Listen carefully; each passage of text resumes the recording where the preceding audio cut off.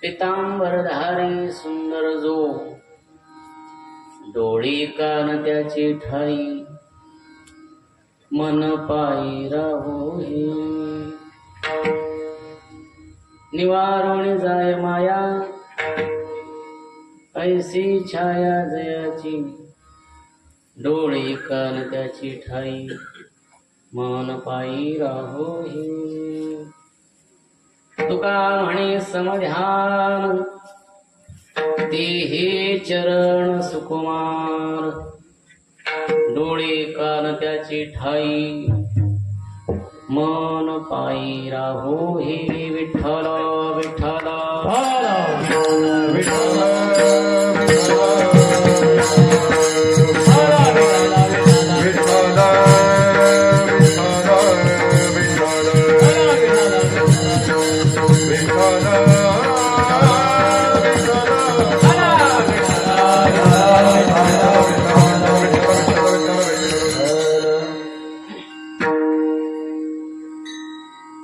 बालनवीन शतपत्र विशालनेत्रं बिम्बाधरं सजलमेघरुचिं मनोज्ञं मन्दस्मितं मधुरसुन्दरमन्दयानं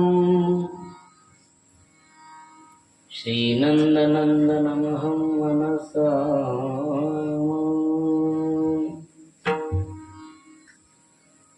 कृष्णाय वासुदेवाय हरये परमात्मने प्रणतक्लेशनाशाय गोविन्दाय नमो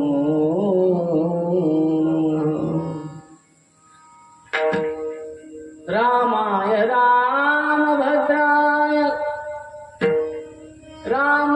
रामचन्द्राय वेदसे रघुनाथाय नाथाय सीतया पतये नमः गंगातरङ्गरमणीयजटाकलापं गौरी निरन्तर विभूषित वामभागम् नारायण प्रियमनङ्गमदापहारम् वाराणसीं पुरपतिं भज विश्वनाथम् विभुं वेणुनादं चरन्तं दुरन्तं स्वयं लीलया गोपवेशं दधानम् गवावृन्दकानन्दनं चारुहासं परब्रह्मलिङ्गं भजे पाण्डुरङ्गम् मङ्गलभवन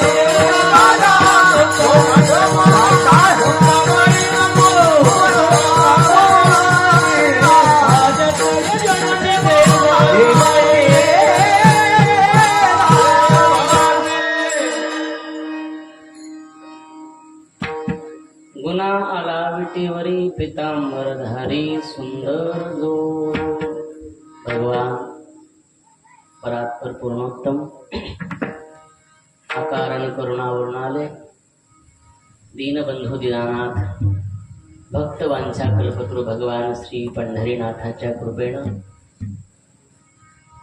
भगवान श्री गजाननाच्या पावन सानिध्यामध्ये भगवान श्री ज्ञानोबराय तुकोबराय नाथ बाबा नामदेवराय आदी करून सर्व संतांच्या आशीर्वादानं पुढच्या वर्षी तुमच्या सप्ताहाला 3रं तप पूर्ण होईल. 12-36 12 वर्षाचं एक तप असतंय.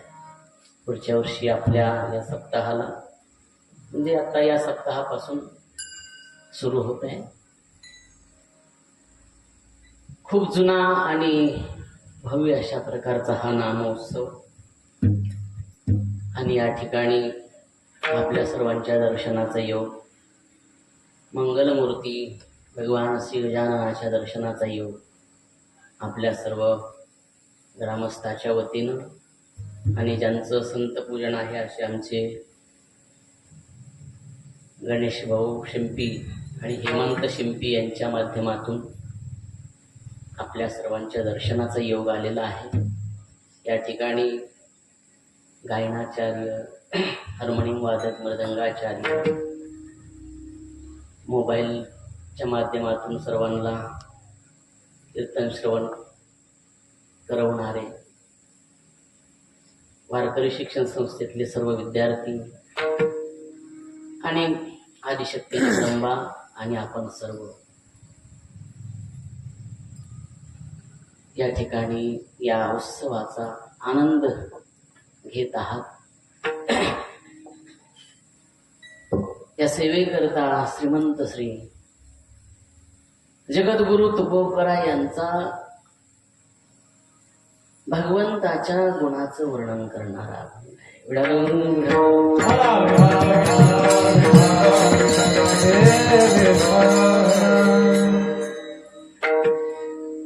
दुसरा दिवस आहे सेवेचा.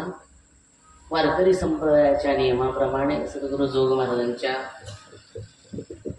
संस्थेच्या नियमावलीप्रमाणे पहिल्या दिवशी रूपपर, नंतर ध्यानपर, असं भगवंताचं ध्यान गुण रूप असं 2 दिवसामध्ये आपण पंढरीनाथाचं चिंतन वर्णन करू शकतो. पत्रिकेच्या नुसार तसं पुढे पुढे पाहायला गेलं तर असे महान व्यक्तिमत्व असणारे आणखी संपन्न विद्वत्वरण्य असे सुंदर कीर्तनकार याच्यामध्ये आपल्याला श्रवणीय असणार आहे. आणि आता माझ्या तब्येतीकडे पाहून तुम्हाला वाटतच असेल भगवान श्री गजाननाची इच्छा.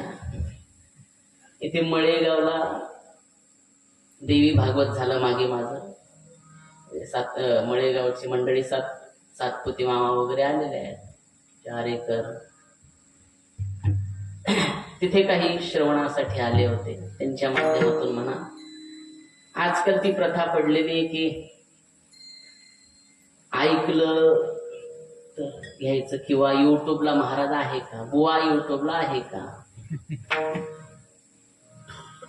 आता जे त्यातले नाहीत तेच त्याच्यात येत. 4-5 महिने आळंदीला गेले आणि कीर्तनकार झाले. आमची जोग महाराजांची परंपरा अशी नाही आहे. पंढरीनाथाच्या वाळवंटामध्ये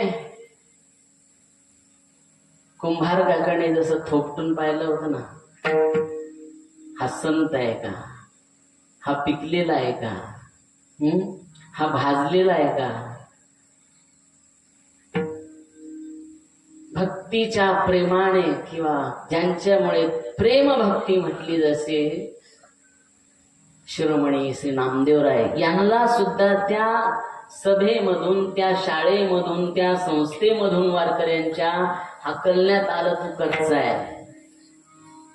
माझ्या बोलण्याकडे थोडस लक्ष द्या.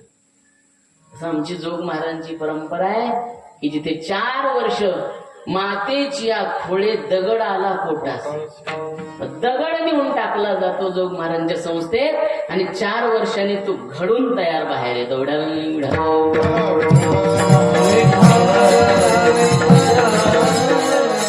जसं दगडाला ठोकून तयार करतात तसे आमच्या जोग महाराज संस्थेचे शिक्षक आहेत. त्यांना पगार नाही आहे, विद्यार्थ्यांना फी नाही आहे, अशी ती संस्था आहे. उद्या ज्यांचं कीर्तन तुम्ही श्रवण करणार आहे उल्हास बाबांचं, तेही त्या संस्थेमध्ये सध्या शिक्षक आहे.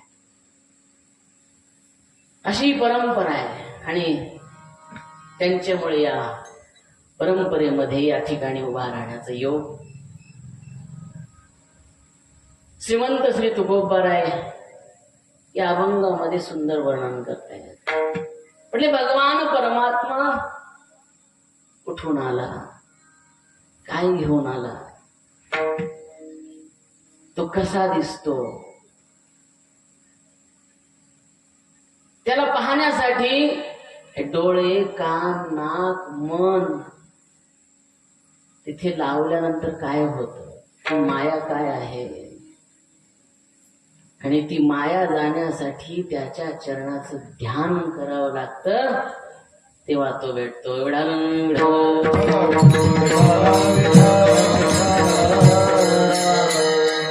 तुकोबाराय म्हणतायत, गुणा आला विटीवरी, तो कुठून आला, तो कोण आहे, तो निर्गुण अशा प्रकारचा आहे. भगवान परमात्मा हा निर्गुण आहे, न दिसणार आहे. रंग नहीं रूप नहीं नहीं बरोबर, तो न दिसणार आहे, त्याला रंग नाही, रूप नाही, अशा प्रकारचा आहे. म्हटले न दिसणारा तो परमात्मा. भगवान शुकाचार्य जेव्हा निर्गुण ब्रह्माची उपासना करत होते, निर्गुण ब्रह्माची तपस्या करत होते, त्यांना सगुण देव माहित नव्हता. सगुणाचे उपासकच नाही आहेत ते. पण ज्या वेळेस 18,000 श्लोकाची संहिता तयार झाली, त्याच्यामधले श्लोक ऐकले, मी पुढे सांगेल कदाचित, विचार,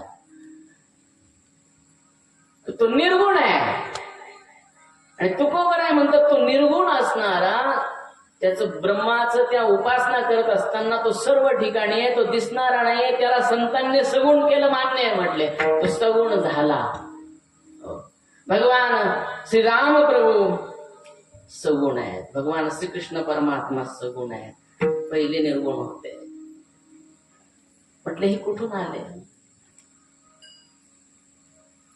तर अनेक संतांचं अनेक वर्णन आहे. म्हटले तू वैकुंठाहून इथे आला, होतावर संतांनी खाली आणला म्हणजे वैकुंठाहून पंढरीला आला, किंवा म्हटले द्वारकेहून आला.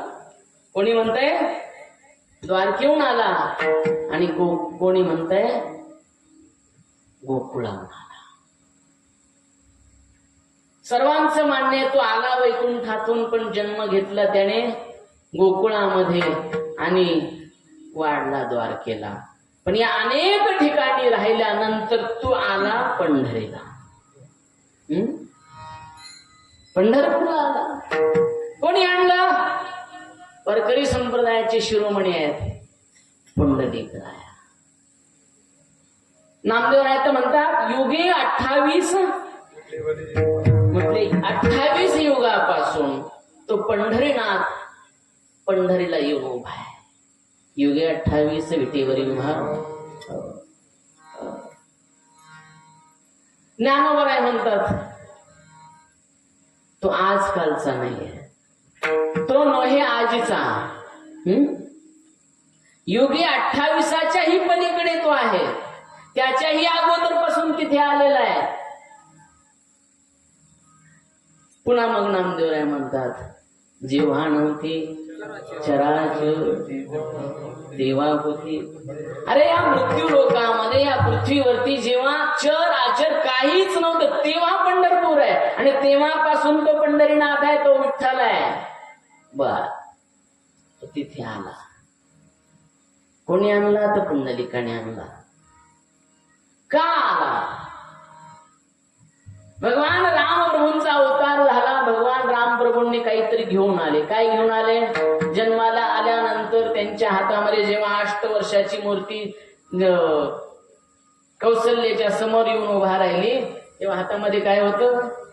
आयुध होते, धनुष्य होता, सुदर्शन चक्र होतं, गदा होती. भगवान श्रीकृष्ण परमात्मा कारागृहामध्ये, कस्टडीमध्ये, त्या कंसाच्या जेलमध्ये जेव्हा जन्माला आले किंवा अवतरित झाले, तेव्हा 8 वर्षाची मूर्ती, हातामध्ये तलवार, सुदर्शन चक्र, गदा घेऊन आले. म्हणजे आमचा पंढरीनाथ काय घेऊन आला? सगळ्यांनी आयुध आणले. भगवान पंढरीनाथाला तुम्ही पाहिलं असेल, आता इथेही तुमच्या समोर मंदिर आहे. काय आहे का त्याच्याकडे?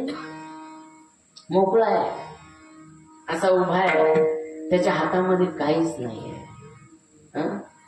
पंढरीनाथाची मूर्ती जर पाहिली तर एक हात आशीर्वादात्मक आहे आणि एका हातामध्ये शंख आहे किंवा पद्म आहे किंवा कमळ आहे. अशा प्रकारचा तो परमात्मा आहे. काहीच घेऊन आला नाहीये.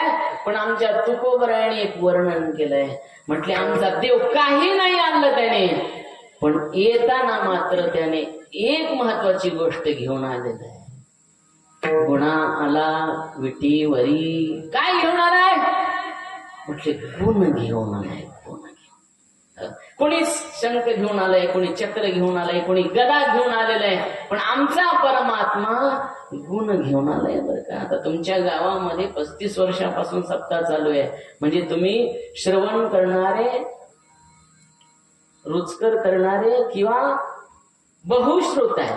अनेक महाराज लोकांना तुम्ही श्रवण केलेलं आहे, आणि श्रवण करत असताना महाराजांपेक्षा श्रवणीय लोक जास्त आहेत किंवा अभ्यासू लोक जास्त आहेत. सर्वांचं ऐकलेले आहेत, अनेक वर्षापासून ऐकत आहात. भगवान परमात्मा काय घेऊन आला? गुण घेऊन आलाय. गुण, बाकी काही घेऊन आला नाही. त्या देवाला कशाने मापावं लागतं माहितीये तुम्हाला? भक्तीची या मापे मोजी तो अनंत. भक्तीची या मापे मोजी तो अनंत. भक्तीची या मापे मोजी तो अनंत. भक्तीची या मापे मोजी तो अनंत.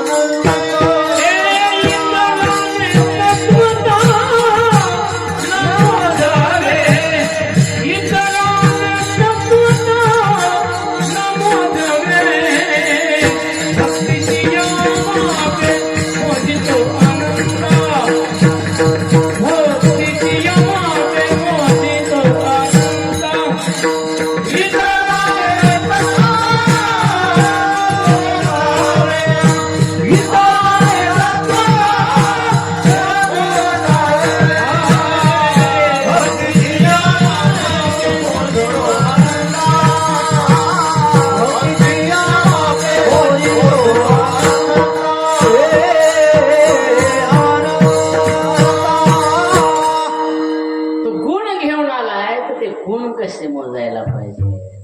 गुण म्हणजे महाराजांनी प्रमाण ते गुण जर मोजायचे असेल तर तो बांधकाम करणारा असतो ना, त्याच्याकडे गुन्ह्या असतो बघा. गुन्ह्या करतो तुम्हाला बांधकाम करणाऱ्याकडे असतो तो नाही चालत. इथे भक्तीच्या मापे अनंताला मोजण्याची ताकद भक्तीमध्ये आहे. भक्तीच्या मापी मोजतो इतराने तत्वता न मोजावे. भगवंताला मोजण्यासाठी भक्ती लागते आणि त्याचे गुण इतके आहेत, त्याच्या इतके गुण कोणाकडेच नाहीयेत. आपल्याकडे अवगुण भरपूर आहेत पण गुण कमी आहेत.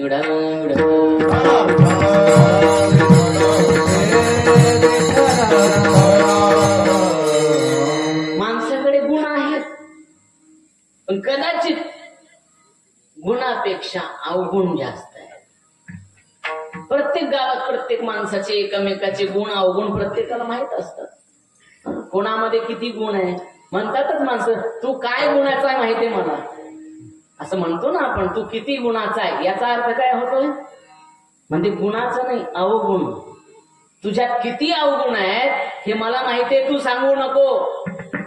मग त्या पंढरीनाथामध्ये तो घेऊन आलाय, तो गुण घेऊन आलाय. आता त्याचे अनेक गुण आहेत, त्याच्या गुणाचं वर्णन आपण नाही करू शकत महाराज.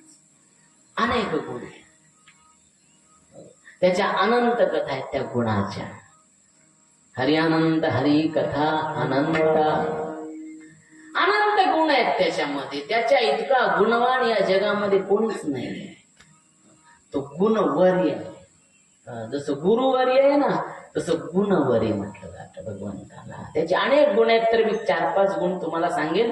त्याचे गुण इतके आहेत महाराज, त्या गुणामुळेच आपण त्याला देव म्हणतो. ऐका, यशस्वी औदार्य ज्ञान वैराग्य ऐश्वर्य हे 6 गुणवर्य वसती चेत म्हणून तो. त्याला भगवंत का म्हणायचं, तर त्याच्याकडे अनेक गुण आहेत, तो अनेक गुणाने संपन्न आहे आणि त्या गुणामुळे त्याला देव म्हटलं जातं. अनेक गुण आहेत, तर त्याच्यामध्ये 6 गुण तुम्हाला सांगतो. त्या गुणामध्ये त्याला देव म्हटलेलं आहे. नाथ बाबांनी नाथ भागवतामध्ये त्याचं वर्णन, त्याच्या गुणाचं वर्णन. तो गुणातीत आहे. धनी न पुरे गुण गाता. आपण नाही बोलू शकत, त्याच्या गुणाचं वर्णन नाही करू शकत. भगवान पुष्पदंत वर्णन करत असताना महेंद्रमध्ये म्हणतात, असित गरी समंस्यात कज्जलम सिंधू पात्रे सुरतरुवर शाखा लेखणी पत्र मुर्वी लिखती अधिगृहीत्वा शारदा सर्वकालम तदपि तव गुणानामीश पारमया. पुष्पदंत लिहितात, आसित गिरी समंस्यात कज्जलम सिंधू पात्रे तदपि तव गुणानामीश पारम्याती. त्याच्या गुणाचं वर्णन आपल्याच्याने होऊ शकत नाही. मीश पारम्याती म्हटले किती आणखी गुण भरपूर आहेत, तर काहीतरी सांगा. तर मग सांगितले तुम्हाला. ऐका यशस्वी, त्याच्याकडे यश इतकं आहे की त्याच्यासारखं यश कोणाकडेच नाही. या जगात सर्वात यशवान तो आहे. तुम्हाला वाटत असेल आपण यशवान आहेत, आपल्याकडे थोडस यश दिलेलं आहे त्याने, थोडस यश दिलंय. सर्वात मोठा यशवान तो आहे. त्याच्यासारखं यश या जगामध्ये कुणाकडेच नाहीये. तो कधीही त्याच्या जीवनात अपयशी झाला नाही. 2 वेळा झाला. तो फक्त भक्ता करता आणि ब्राह्मणा करता. ज्या वेळेस महाभारताचं युद्ध होणार आहे आणि तो जातो कौरवांकडे, अर्जुनाला जाताना म्हणतो समजून घ्यायचे. भीमाला विचारते समजून घ्यायचंय. जर त्याला राग आला असता तर त्या सभेमध्ये सर्व कौरव संपवले असते, पण अर्जुनाला, भीमाला, धर्माला, सहदेवाला, नकुलाला यांना यश द्यायचं होतं म्हणून माघारी आला. त्या सभेमध्ये त्याचा अपमान झाला तरी सुद्धा त्याने तो सहन करून तो मागे आला. आणखी जरासंध आहे, कंसाचा सासरा. हा आसुर नाहीये बरं, पण आसुराचा ससूर आहे. लक्षात येते. हा कोण होता? हा आसुर नव्हता, पण आसुराचा ससूर होता. म्हणजे कंसाचा सासरा. ज्या वेळेस भगवान परमात्म्याने 17 वेळेस याला हरवलं, त्यावेळेस त्याने हजारो ब्राह्मण बसवले असे आणि म्हटले, मी आता इथून जाणार आहे त्या देवाला, त्या कन्हैयाला युद्धासाठी बोलवणार आहे. जर मी माघारी आलो नाही जिंकून तर तुम्हाला उडवीन, तुमचं मरण आहे. मग त्या ब्राह्मणांनी संतांनी पाठ केले की देवा याला जिंकव बाबा, नाही तर आम्ही जाऊ. त्या ब्राह्मणांसाठी हा पळून गेला. त्याला रणछोड राय म्हणतो आपण. पळून गेला तरी महाराज त्याला भगोडे कोणी म्हणत नाही. युद्धामधून पळून गेल्यानंतर आपण काय म्हणू, भगोडा आहे. पण तो देव आहे, त्याला आपण रणछोड राय म्हणतो. तो कधी न अपयश घेणार आहे म्हणून भगवान म्हणतात किंवा ज्ञानोबराय म्हणतात, ऐका यश आणि स्त्री. त्याच्या स्त्री कुणाकडे नाहीये. स्त्री म्हणजे लक्ष्मी, संपत्ती. सगळ्यात श्रीमंत या जगामध्ये कोण आहे, देव आहे. आणि ज्याच्याकडे संपत्ती आहे ना जास्त जास्त, काही लोकांना उगीच वाटतं आमच्याकडे खूप पैसा झाला, महाराज त्याने थोडीशी कृपा केली आहे म्हणून तुमच्याकडे पैसा आलाय. आणि तुम्ही जर तो चांगल्या मार्गाने जर कमवला असला तर, जर तुम्ही इकडून तिकडून कमवला असला तर तुम्हाला लगेच आत टाकतात. तुमच्या मागे ईडी लागल, ईडी लागल, काडी लागल, तुमचं वाटोळं होईल. म्हणून सन्मार्गाने कमवा. ईडी पाठी मागे लागेल अशा मार्गाने कमवू का. देवाने तुमच्याकडे यश दिलंय, कष्ट करा आणि कमवा. तो यशवान आहे. अरे जी लक्ष्मी, जो माणूस लक्ष्मीच्या पाठीमागे धावतो ती लक्ष्मी त्याच्या पाठीमागे धावतो. पाय धुवावयाच्या दैवा पाय लक्ष्मीचे हाती. अरे ती लक्ष्मी म्हणते, देवा तुमच्या चरणाजवळ, तुमच्या चरणाची दासी करा मला, बाकी काही नको. ती लक्ष्मी ज्याच्या पायाजवळ आहे, लक्ष्मी स्थिरावली मुकुंदी, ती लक्ष्मी ज्याच्या पायाजवळ राहते तो किती श्रीमंत आहे. आपल्याकडे थोडासा पैसा आला तर आपण उड्या मारतो. मला या जगात कोणीच श्रीमंत नाही, सगळ्यात श्रीमंत तो आहे. या रावणाला सुद्धा वाढत होतं सगळ्याकडे. 14 चौकडे ज्याचं आयुष्य आहे. लंके माझी घरे किती ते आहे का, सांगत असे संख्या नामदेवराय वर्णन करतात. शुद्ध कांचनाची 7 कोटी, 7 कोटी घर ज्याच्याकडे सोन्याची, आपल्या नुसत्या पळ्याचे गळ्यात, तरी हवेत पडतो. पळ्या, त्या पळ्या कधी काढून नेतील हे पण कळायचं नाही. आणि त्या मेल्यावर तुमच्या बरोबर पण येणार नाही. तुकोबराय म्हणतात, सांगा ते कवडी, अरे त्याच्या बरोबर गेली नाही तर आपल्या बरोबर काय येणार आहे. एवढ्या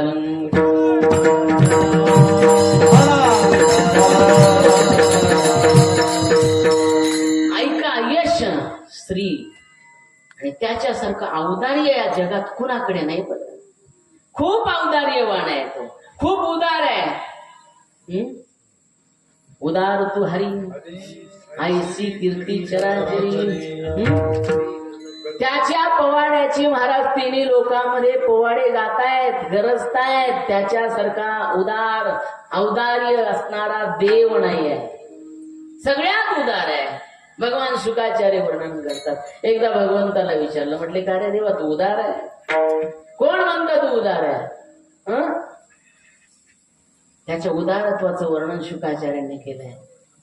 एकदा भगवंताला विचारलं, का हो म्हटले तुम्ही त्या विष पाजणाऱ्या पुतनेला तिचा उद्धार केला? अरे जी विष पाजायला आले तिचा उद्धार कोणी करेल का? म्हटली मला उद्धार म्हणतात ना. माझ्या आईला तो सायुज्य मोक्ष मी देणार होतो ना, तो मोक्ष मी पुतने दिला. अहो बकियो स्तन कालकूटम जिघांसया पाये दप्य साध्वी लेभे गतिम धात्रिचितांत तोन्यम कमवा दयालुम शरण भजेम. भगवान श्री ज्ञानोबरायांनी भागवत केव्हा वाचलं सांगता येत नाही, पण या श्लोकाचा अर्थ ज्ञानेश्वरीत लिहिलाय. अहो बकियम स्तन कालकूटम. हा श्लोक ज्ञानेश्वरीत पाहतो, सगळ्यांच्या पाठच उभी आहे. तुवा सनकालिकाचे निमाणे सायुज्य सौरसुदी धरा पुधने जी विषाचे निस्तन बाणे जी विष घालून पाजून मारण्यासाठी आलेली आहे तिला सायुज्य मुक्त सायुज्यता तिसी देने वया सायुज्यता तिसी देने वया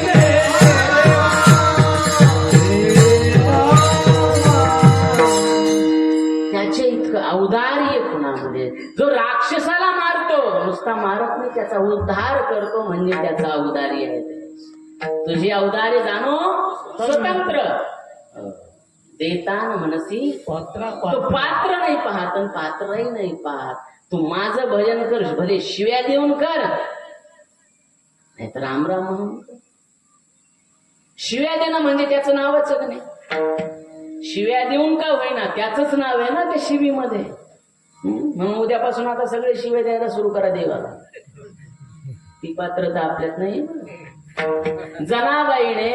जिजाबाईने देवाला शिव्या दिल्या की नाही मग आपण शिव्या दिल्या तर काय फरक पडतो अरे त्यांच्याबरोबर देव बोलत होता त्यांना भेटत होता आपल्याला भूतही भेटत नाही भूतही भेटत नाही तेवढी पात्रताच नाही तो भूत म्हणतो तुझी लायकीच नाही मी तुला भेटावं देव लांबची गोष्ट आहे भगवान भेटणं माणसाच्या अंगात येत असतो देव तुमच्या गावात येतं का कोणाच्या अंगात नाही येत ना मग बरं हे पंढरीचे वारकरी जन्मापासून वाऱ्या करू करू थकले पण यांच्या अंगात कधी पांडुरंग आला नाही सपनात नाही आला म्हणते बघा महाराज यांच्या अंगात येतो कसा 15 दिवस महाराज हे पाणी नेत नाहीत आंघोळ्या करत नाही देव यायचं देव म्हणजे तुमच्या अंगात यायचं काय साधारण गोष्ट वाटली का देव ही आदिशक्ती जगदंबा जर कुणाच्या अंगात यायची म्हटली हा तुम्ही नवरात्रात मी उपवास करतो हा हरीला माहितीये नवरात्रात मी कथा करत होतो तरी सुद्धा उपवास केले इतकं बोलावं लागायचं तरी सुद्धा मी नवरात्रात उपवास करतो नवरात्रात उपवास करा सप्तशतीचे पाठ करा तुम्हाला जगदंबा दर्शन देईल पण जर तुम्ही नाटकं केले तर तुम्हाला भूतही भेटणार नाही जगदंबा कोणाच्या अंगामध्ये येण्याला ती साधारण शक्ती नाहीये तिच्यासारखी शक्ती या जगात कोणाकडे नाहीये आणि ती शक्ती जर 1% जरी आपल्या शरीरात आली तर आपल्या शरीराचे हजारो तुकडे होऊन जाते देव शरीरात येणं म्हणजे बरं देव शरीरात यायची गरज काय तुमच्या शरीरात देव नाहीये सर्वा गटी राम हे कशाला म्हणतो आपण अरे देव नाही का प्रत्येकाच्या शरीरात देव आहे भगवान शंकर परमात्म्याचं एक नाव आहे शिव त्या शिवाची जर वेलांटी काढली तर काय होतं आपल्या शरीरात शिव आहे ज्या वेळेस तो शिव निघून जातो किंवा त्याची वेलांटी निघून जाते त्यावेळेस तुम्हाला कोण काय म्हटलं जातं मेल्यावर तुमचं नाव घेतलं जातं नाही शव म्हटलं जातं प्रेत म्हटलं जातं आणखी खालच्या भाषेत मड म्हटलं जातं पण तुमचं नाव घेत नाहीत महाराज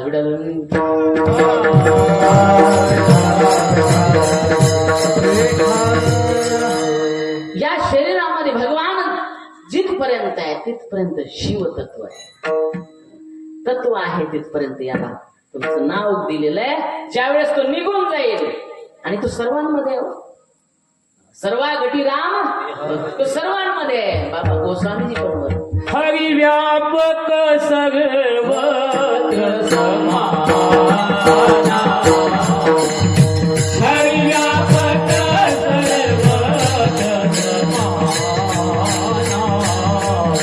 प्रेम से प्रगट होई भय जाना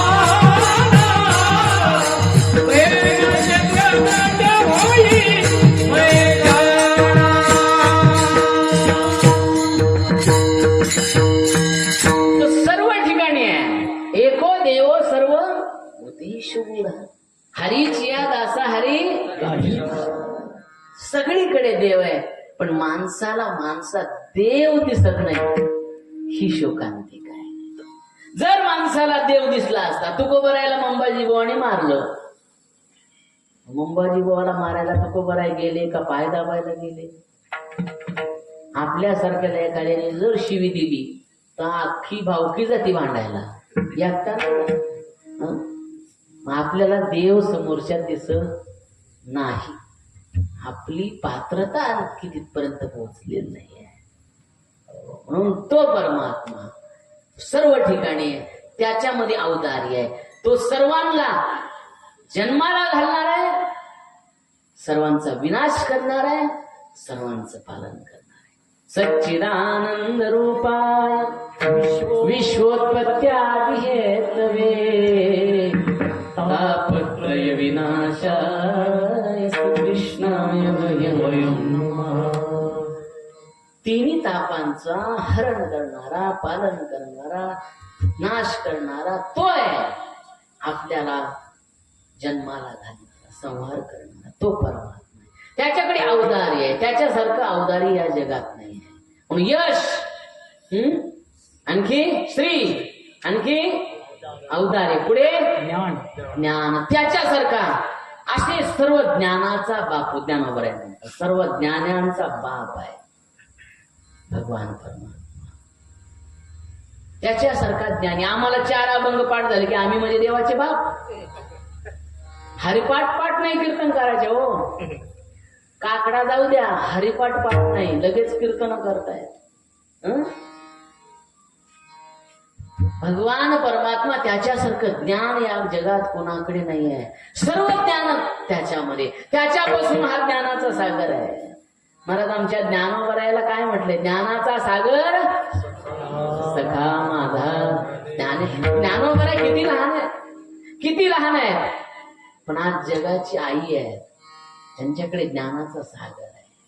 ज्ञानदेव म्हणतात, ज्ञानदेव देतो, ज्ञान देतो तो. ज्ञानाचा ईश्वर आहे, ज्ञान ईश्वर असे ज्ञानोपर आहे. मग देव किती ज्ञानी असेल? तो ज्ञानी आहे, सर्वोत्तम आहे. त्याचं थोडस ज्ञान आम्ही थोडस चिंतन करण्याचा प्रयत्न. म्हणून अहंकार नाही झाला पाहिजे. पुढे हे ज्ञान, त्याच्या पुढे वैराग्य. वैराग्याच्यासारखं वैराग्यवानही कुणी नाही आहे जगात. आपल्या वैराग्यात, आपलं वैराग्य म्हणजे स्मशान वैराग्य, मरकट वैराग्य. माकड पावसाळा आला की म्हणतो घर बांधलं पाहिजे. पावसाळा संपत येतो तरी घर बांधत नाही. उन्हाळा हिवाळ्यात वाटतं काय करायची, घराची गरज. पुन्हा पावसाळ्यात म्हणतो घर बांधलं पाहिजे. याला काय म्हणायचं? मरकट वैराग्य. त्याच्या पुढे आणखी एक वैराग्य जे आपल्याला होतं रोजच. गावातला कोणी गेला आणि हा मसनवाट्यात गेला की यालाही वाटतं इथंच यायचंय, सगळ्यालाच मरायचंय, पण बाहेर आला की विसरून जातो. महाराज आमचे भगवान शंकर परमात्मा काय लावतात अंगाला? स्मशानातली राख लावतात, चिताभस्म. आपण काय लावतो? कोणची पावडर वापरता? ब्युटी पार्लर मध्ये जातो, मेकअप करतो. कुठं? शेवगावला जातो, मेकअप करतो आणि माघारी येऊस तर काळा पडतो. काय उपयोग त्या मेकअपचा, त्या पावडरचा? स्मशानात जा आणि तिथली राख लावा. स्मशानेश्व क्रीडा स्मरहर पिशाचा सहचरा चिता भस्मालेख प्रगटी करोटी परिकरः अमंगल्यम शीलम तव भवतु नामैव मखिदम तथापि स्मर्त्रीनां वरद परम मंगलम. अरे स्मशानातली राख लावली तरी आमचा देव सुंदर दिसतो. कर्पूर गौरव करुणावतारम संसार सारम भुजगेंद्र. राख लावली, आम्ही किती नटलं तरी सुंदर दिसत नाही हो. एक म्हातारी आजी बाजारात गेली. आज बाजार होता ना इथं कुठला तरी, गावातलाच होता. बर गेली आणि एका दुकानदाराकडे गेली. ए म्हटले मला आरसा दाखव चांगला. काय म्हटले? आरसा दाखव. पण कसा आरसा चांगला कसा असतो? ही होती 80 वर्षाची, सगळ्या तोंडावर सुरकुत्या पडलेल्या, तोंडात दात राहिला नाही, आणि असं बघितलं तोंड, तुला म्हटलं ना चांगला दी जरा. अरे म्हटला म्हातारे, तुझ्या गौऱ्या मसनात गेल्या, तो थोबाड दिसायला नीट नाही, आता आरसा दुसरा कुठला चांगला देऊ तुला? आरसा आहे तोच आहे, आपलं स्वरूप बदललेलं आहे. ती घोंगडी बदलायची वेळ आलेली आहे, तरी आपण आरशात बघतो.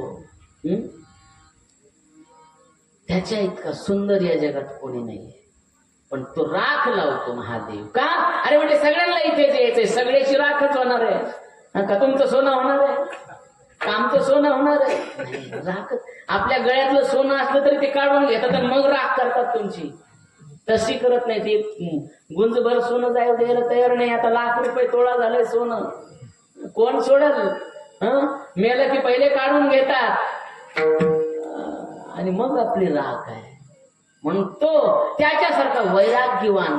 कसा वैराग्यवान आहे सांगू तुम्हाला. ज्या वेळेस तो गोकुळात जन्माला आला, कारागृहातून गोकुळात त्याला पोहोचवलं. 11 वर्ष गोकुळ वृंदावनात राहिला, 11 वर्ष 56 दिवस. तिथून ज्या वेळेस तो मथुरेला गेला तर पुन्हा गोकुळात गेला नाही. 15 किलोमीटरचं अंतर आहे गोकुळ आणि मथुरेचं, वृंदावन आणि मथुरेचं. पण त्या 15 किलोमीटरच्या एक अर्ध्या तासासाठी तो पुन्हा, इतकं गोपींचं प्रेम आहे, त्या गोपींचं एवढं प्रेम आहे त्या देवावरती, तरी सुद्धा इतका वैराग्यवान आहे, परत गेला नाही. आपल्याकडचे म्हातारे घरातल्यांनी थोडंफार बोलले, रागावले, तर याला वैराग्य होतं आणि जातो एसटी स्टँडला, आता परतच येत नाही, चालला पैठणला. सकाळी जातो, संध्याकाळी तर म्हातारा घरी लगेच. हे आपलं वैराग्य आहे. अरे तो देव आहे जो गोकुळातून मथुरेला गेला, मथुरेत 14 वर्ष राहिला, 25 वर्ष वय झाल्यावर द्वारकेत गेला, त्या द्वारकेतून परत मथुरेत आला नाही. त्याला मोह नाही आहे, तो वैराग्यवान आहे. तो लगेच त्यागतो, सर्व सोडून देतो. आपल्याला संसार सुटत नाही म्हणत, इतके संसाराला चिटकलोत आपण. तुम्हाला वाटतं मी गेल्यावर कसं होईल, तू जा, वाटच बघत येत मागची. तू जातो कधी? चाव्या आमच्याकडे येतात कधी? अरे तू तुझ्या वाचून राहतच नाही. म्हाताऱ्या बोनला वाटत असतं, आजीला वाटत असतं कसं होईल बाबा, माझ्या नातीचं लग्न आहे, माझ्या पोराचं लग्न आहे. यांना वाटतं हे लग्नात गचकू नाही, लवकर जावा. ही परिस्थिती तुमच्या वाचून काही राहत नाही. वैराग्य धारण करा की हे सगळं तुमचं आहे, माझं काही नाही आहे. तो परमात्मा एका क्षणात सर्व सोडायला तयार आहे. त्या गोपींचं प्रेम आहे, त्यागलं आणि द्वारकेला निघून गेला. वैराग्यवान आहे. पुढे ऐश्वर्य. याच्यासारखं ऐश्वर्यवान कोण आहे? हा श्रीमंत आहे सगळ्या जगामध्ये, ऐश्वर्य संपन्न आहे. आपल्याकडे थोडंफार ऐश्वर्य आलं तर आपल्याला काहीतरी वाटतं की आमच्यासारखा श्रीमंत कोणी नाहीये. अरे या सप्त्यामध्ये कोणी देणग्या देत असतील ना, त्यांना वाटत असेल वा आम्ही देणगी दिली म्हणून तर सप्ताह चाललाय. असं काहीच नाही, देणारे भरपूर आहेत. या जगामध्ये दाते खूप आहेत. तर राम मंदिराकडे जा अयोध्येला, जेवढा पैसा लागला त्याच्यापेक्षा 100 पट येऊन पडलेला आहे. एवढे दाते आहेत देणारे जगामध्ये. महाराज आपल्याला वाटत असेल आपणच दातेत, नाही, जगात एकच दात आहे. दात एक राम, भिकारी सारी दुनिया, दात एक राम. या जगात फक्त एकच दाता, एकच ऐश्वर्य संपन्न आहे, तो म्हणजे परमात्मा आहे. त्याने आपल्याला दिलेला आहे, ऐश्वर्य संपन्न आहे. पुढे ऐका, यशस्वी औदार्य, ज्ञान, वैराग्य, ऐश्वर्य. 6 गुण जे आहेत ना, हे सगळ्याला आपल्याला दिले आहेत. यशे थोर विलाम मारुती, विभीषण केला लंकापती. थोडं यश दिलं मारुतीरायाला, अपयशी कधी झाले मारुतीराया? देवाने सगळ्यांना दिलेलं आहे. का तर त्याच्याकडे एवढे गुण आहेत की सगळे गुण जर आपल्यामध्ये आले तर आपणच देव होऊ. पण तू सगळ्यांना गुण देत नाही. एखादा गुण दिला तर तो मालामाल होऊन जातो. त्याच्यासारखा रूपवान, त्याच्यासारखा सुंदर. आपण थोडक्यात म्हणतो की आम्ही खूप सुंदर आहे. नाही, अरे तो सुंदर आहे. ऐसा संपूर्ण सर्व गुणी, ऐसा संपूर्ण सर्व गुणी, ऐसा संपूर्ण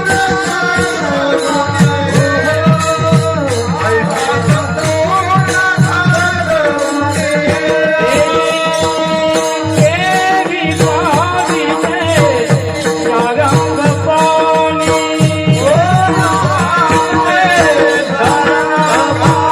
विष्णुदास नामा करीत से विनवनी, विष्णुदास नामा करीत से विनवनी, मुक्ती चरणी शांतिया, मुक्ती चरणी शांतिया, हे दुर्लभ जीता तारा, हे दुर्लभ जीता तारा, हे दुर्लभ जीता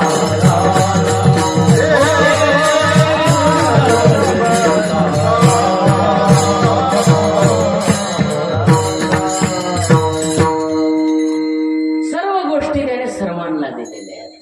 पहा तुम्ही, काही लोक काही असे कोटे आहेत, काही गुणवान रूपवान. काही लोकांकडे गुण असतात, रूप असत. काही गुणवान असतात, रूपवान असतात. काही गुणवान असतात, रूपवान नसतात. काहींकडे रूपही नाही, गुणही नाही. काहीकडे गुण आहे, रूप नाही. तुम्ही पहा, रामायणामध्ये एक त्राटिका नावाची राक्षसी झाली. त्राटिका, तिच्याकडे रूपही नाही आणि गुणही नाही आहे. त्याच रामायणामध्ये विभीषणाची मुलगी, जिच्याकडे रूप नाही आहे पण गुण आहे. ही त्रिजटा काय केलं तिने? सीतेची सहाय्यता केली. ती गुणवान आहे. रूप नाही आहे, राक्षसी आहे, पण तिच्याकडे गुण आहे. काही रूपवान आहेत पण गुण नाही. त्याच रामायणामध्ये कोण? कैकेयी. जे रूपवान आहे, सुंदर आहे, पण गुण आहेत का तिच्याकडे? अवगुण आहे. पण त्याच रामायणामध्ये रूपही आणि गुणही आहे. जगदंबा आदिशक्ती सीतामय्या, जी रूपवान आहे, गुणवान आहे, आणि तो परमात्मा सर्व गुण संपन्न आहे. श्रीमद भागवतामध्ये 24 अवतार आहेत. त्याच्यामध्ये अंबरीशा करता 10 अवतार आहेत, आणि त्याच्यातले 3 अवतार खूप सुंदर आहेत. एक आहे राम, एक आहे कृष्ण, आणि एक हरी. म्हणजे संत वर्णन करतात, राम बरवा कृष्ण बरवा विठ्ठल बरवा बाईनो, राम बरवा कृष्ण बरवा. म्हटले याच्यामध्ये सगळ्यात गुणवान असणारा, रूपवान असणारा तो परमात्मा, तो फक्त आमच्या पंढरीला आलाय. राम कृष्ण हरी म्हणजे विठ्ठल. आणि तो पंढरीला येताना हे सगळे गुण घेऊन आलेला आहे महाराज. आणि गुण घेऊन आल्याबरोबर म्हटले गुण त्याच्याकडे आहेत, पण आणखी काय त्याच्याकडे? म्हणले पितांबर धारे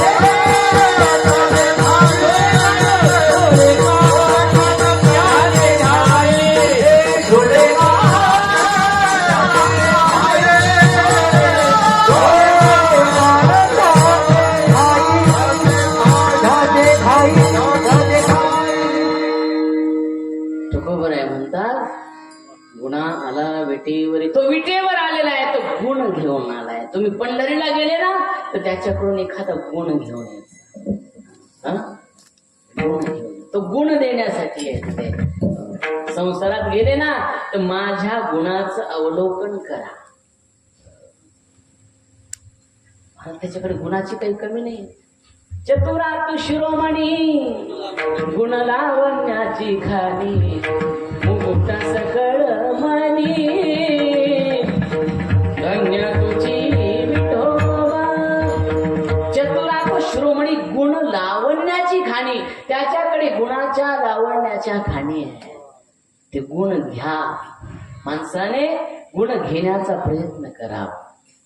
म्हणून तुकोबाराय म्हणतात तो आलेला आहे, जो निर्गुण आहे तो आलेला आहे. वैकुंठाहून आलाय म्हणा, गोकुळाहून आलाय म्हणा, द्वारकेहून आलाय म्हणा, तो आलेला आहे. तर तो आलेला आहे गुण घेऊन तुम्हाला देण्यासाठी. गुणा आला विटेवरी. मग म्हटले तो आलेला आहे, विटेवर उभा आहे, पण तो दिसतो का सुंदर? पाहिला तुम्ही कधी पांडुरंगाला? तो सुंदर आहे का? देव सुंदर आहे का? अरे संतांनी असं वर्णन केलंय, खाईचाची काळा अनादी बहु काळा. अरे तो काळा आहे, कोण म्हटलं सुंदर आहे? महाराज काय लोक वर्णन करतात, सावळे सुंदर रूप मनोहर.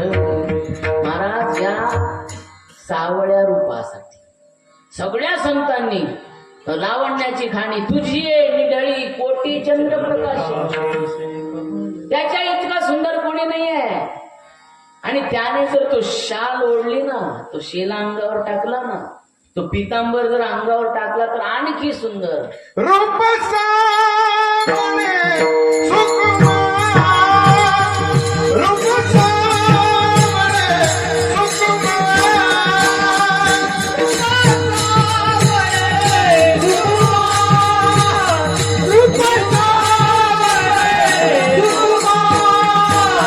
काली कुंडल मकरकर, काली कुंडल मकरकर, रूप सावळे सुकुमार, रूप सावळे सुकुमार,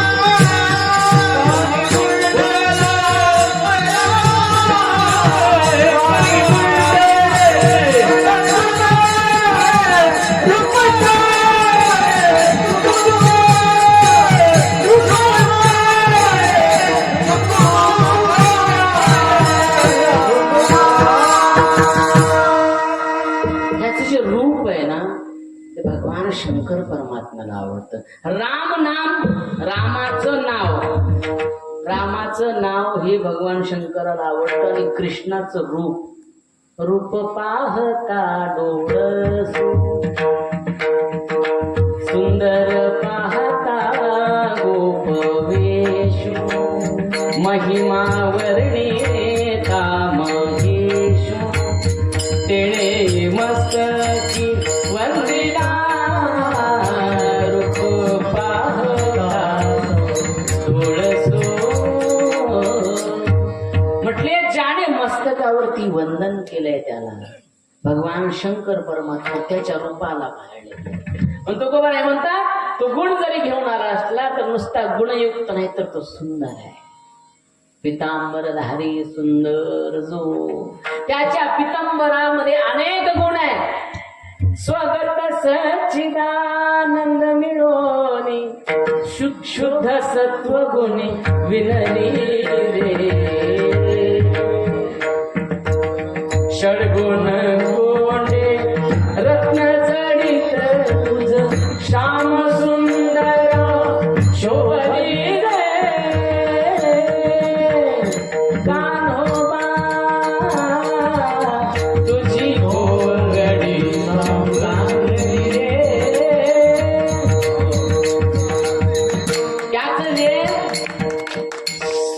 सुंदर अशा प्रकारचं पितांबर आहे ना त्याला षडगुण गोंडे आहेत, षडगुण गोंडे. आणि हे श्याम सुंदरा ते तुला शोभले.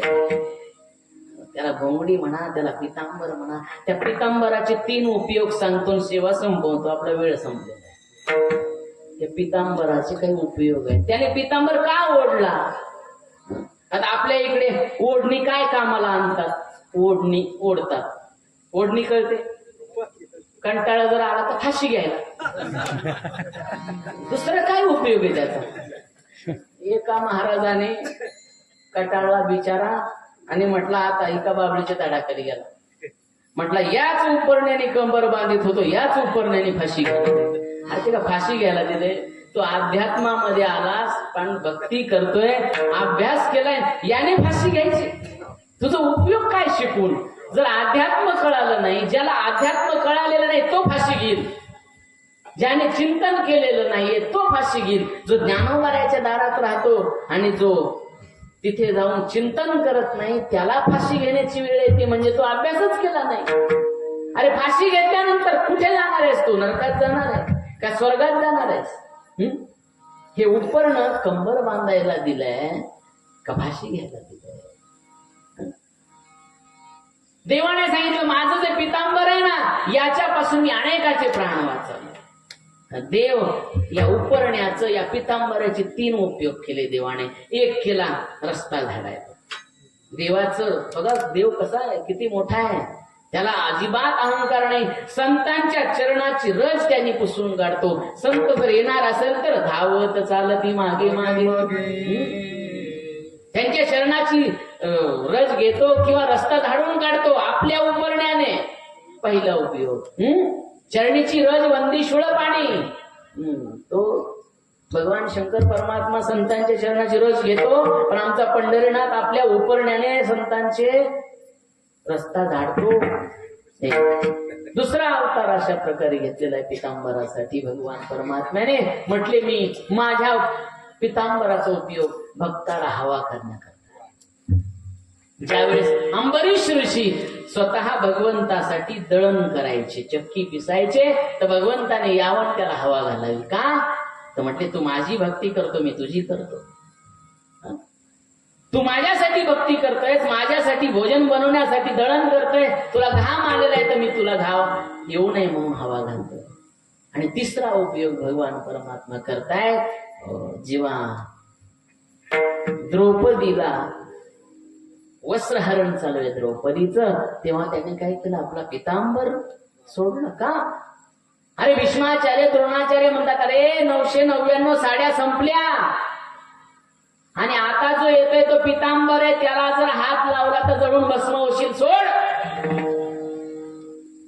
1000वा होता तो पितांबर आणि त्या पितांबराला जर दुःशासनाने हात लावला असता तर जळून भस्म झाला असता. हो, भक्ताच्या रक्षणासाठी त्याने तो पितांबर वापरलेला आहे. हा पितांबर साधारण नाहीये त्याच्यापासला. भक्तांचा चरण दाबण्यासाठी, चरणरज धूळ पुसण्यासाठी, त्याला वारा करण्यासाठी आणि त्यांचं रक्षण करण्यासाठी पितांबर धारी सुंदर जो. त्याने महाराज पितांबर समजून गोधड्या पण पांघरल्या जनाबाईच्या. जनाबाई संत का झाली? तर त्या तो जो पितांबर आहे तिच्या कुटियामध्ये विसरून आला आणि तिची वाकळ घेऊन आला म्हणून जनाबाई आपल्याला माहिती झाली. म्हणजे आपल्या वाकडीचं कोणी नाही विचारत, पण जनाबाईची वाकड पांडुरंगाच्या खांद्यावर कशी काय? तशी भक्ती जनाबाईची आहे.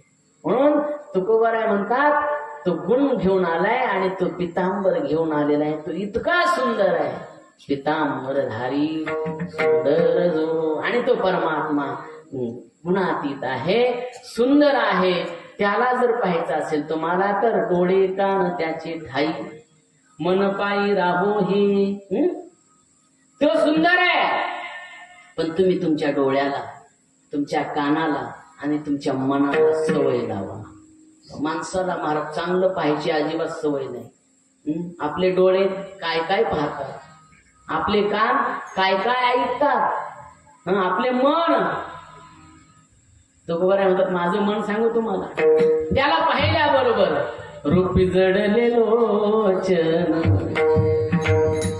पायी स्थिरावले मन,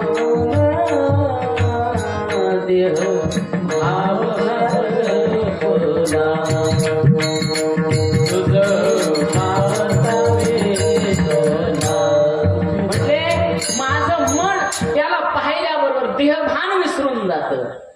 आपलं मन कीर्तनात बसले तरी घरी असते. आपल्या मनाचं आणि त्या तुकोबरायच्या मनामध्ये खूप तफावत आहे. पण तुकोबराय म्हणतात हे मन इतकं विचित्र आहे की त्या मनाला त्याच्या चरणाला लावा, त्याच्याकडे पाहत तो सुंदर आहे असं म्हणून त्याच्याकडेच पाहत राहायला पाहिजे. डोळे कान त्याची ठाई, मन पायी राहू हे देवा तुझे जे गुण आहेत ना त्याच्यातला एक गुण आम्हाला दे की आमचं मन तुझ्या पायावर नाही. तुम्हाला जो गुण घ्यायचा असेल ना देवाचा तर तू असा गुण घ्या की आपलं मन तिथं राहायला पाहिजे. महाराज मन अशी गोष्ट आहे ते कधीही देवाजवळ राहत नाही. चंचलम ही म्हणा कृष्ण जाता येता नलग देवळ कुठे जाईल सांगता येत नाही म्हणा. इतकं विचित्र मन आहे. म्हणून तुकोबरायासारखी प्रार्थना करा. हे म्हणा तुकोबराय तर म्हणतात मन स्थिर नाही माझे हाती, इंद्रिय धावता नावरती. हे देवा हे जरी प्रमाण लिहिले असले तरी तुझ्या चरणावर आल्यावर ते शांत होणार आहे. म्हणून त्याला सवय लाव. डोळे तुम्ही घ्या रे सुख, पहा विठोबाचे मुख. तुम्ही ऐका रे कान माझ्या विठोबाचे गुण. तुका म्हणे जीवा नको सोडूया केशव. आपलं मन, आपले डोळे, आपले काम हे त्याच्याकडे लागले पाहिजे. म्हणून तुकोबराय म्हणतात त्याच्याकडे जे गुण आहेत ते आम्हाला या प्रकारे दे. आणि ते जेव्हा येतील तेव्हा निवारून जाणे माया ऐसी छाया दयाची. म्हटले ज्यावेळी मी सरळ सरळ थोडक्यात अर्थ सांगणार या अभंगाचा पुढे आता. म्हटले जेव्हा डोळे कान मन देवाच्या चरणाला लागतील तेव्हा तुमची माया संपून जाईल. आणि माया अशी महाराज संपत नाही. त्या मायेला कुठलं तरी व्यसन लागलं पाहिजे. कुठलं प्यायचं. मग व्यसन लागल्याशिवाय माया कळतच नाही. मम माया दुरत्य ही भगवंताची माया साधारण नाहीये, कळत नाही. मग काय करायचं म्हटले त्याला एक व्यसन लावा. कुठलं? कुठले भजनाच. हरी हरी तुम्ही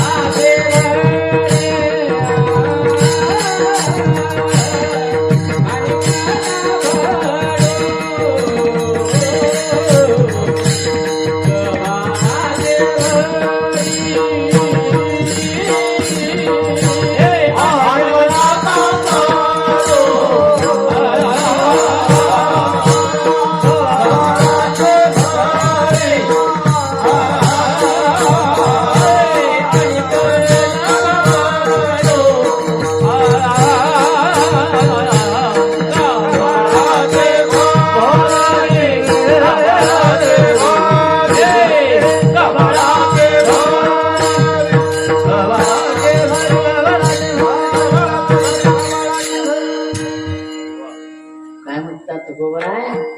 जर तुमचे कान मन डोळे जर देवाच्या चरणावर लागले तर तुमची माया पळून जाईल. जर माया पळवायची असेल तर त्याला भजनाचं वेड लावलं पाहिजे. कुठल्या? हरी हरी तुम्ही म्हणारी सकळ तेने माया जाळ तुटईल. हे माया जाळच राहणार नाही, थोडक्यात अर्थ असा आहे. आणि हे माया जाळ संपल्यानंतर मग काय होईल महाराज? तुका म्हणे समध्यान, तुका म्हणे समध्यान,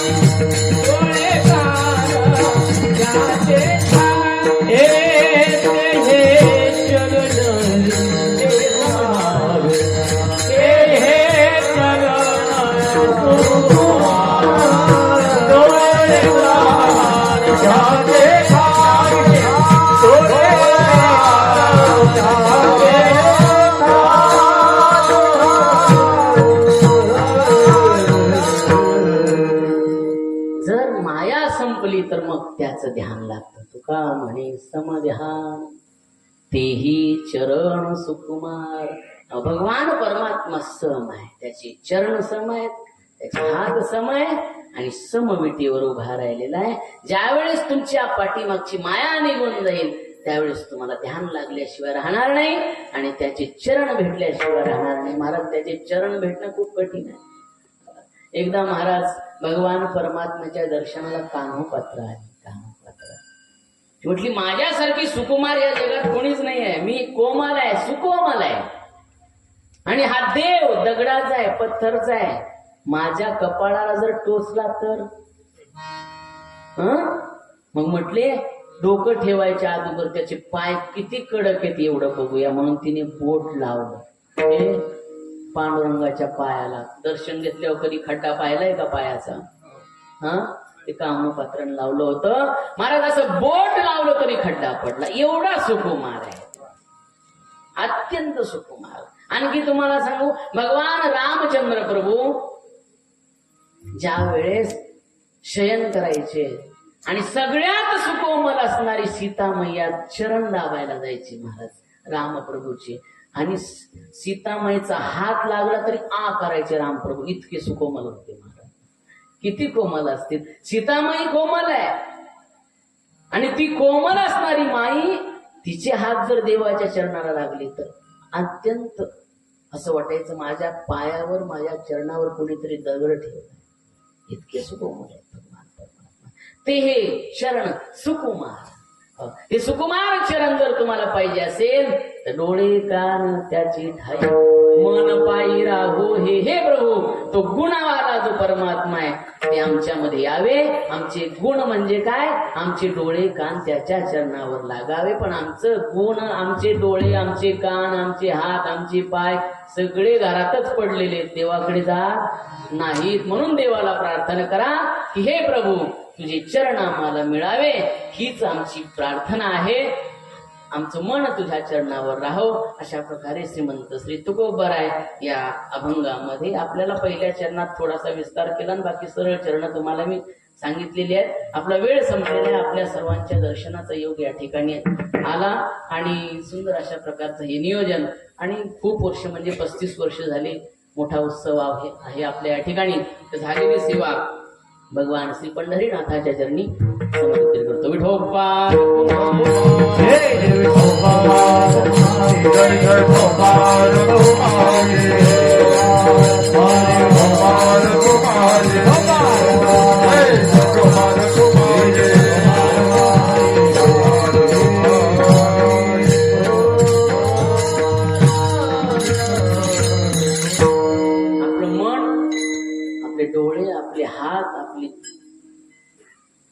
मुख भगवंताच्या चरणाला लागावं अशी प्रार्थना करतो आणि सर्वांनी सुंदर अशा प्रकारे हात वरती करून भजन. तुम्हाला डोळे कान पाय हात सगळे देवापर्यंत न्यायचेत का नाही? मग सगळे चांगल्या मनाने सुंदर भजन करा. श्रीराम जय राम जय जय राम. श्रीराम जय राम जय जय राम. तुम्ही नका म्हणू, हे म्हणतील फक्त टाळे वाजवून. हा, भोजन वगैरे व्यवस्थित झाले? पंक्तीवाले कुठे आहेत? जेवलेत ना सगळे? जेवलेत का मागचे? का पहिल्या दिवसापासून मौन धरलंय तुम्ही आता सप्ताह उस्तर? तसं काही नाही ना? तिकडे टिकून बसलेले मंदिराच्या तिकडे तिकडे मागे हा हा हा आहेत का? बर बर, बोला. श्रीराम जय राम जय जय राम.